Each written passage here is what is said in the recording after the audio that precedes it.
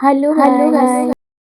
आज बनवा पूरा टेस्टी एवं होटल स्टाइल चिल्ली पनीर। गोटे बाउल नहीं से पनीर, काश्मीर चिल्ली, लुण, ब्लैक सल्ट, किसी कॉर्नफ्लोर दे भल भाव में गोल सारा गोटे तावा किसी तेल पकई पनीर को भल भाव में भाजीदे। भाजी सारा देखूँ एपरी भाव भल भाव गोटे गोटे कर भाजे जहाँद्वारा दुई साइड पूरा भल भाव में भाजी हो भाजी हो गला गोटे साइड को काढ़ी गोटे बसैबा कड़े पकईबा किसी परिमाण तेल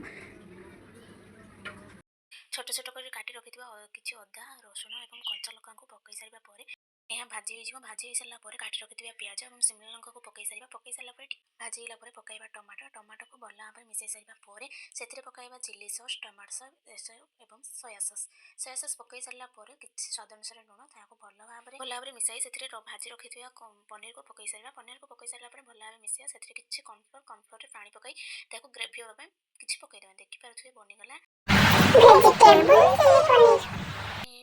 खाते एंजॉय करंतु।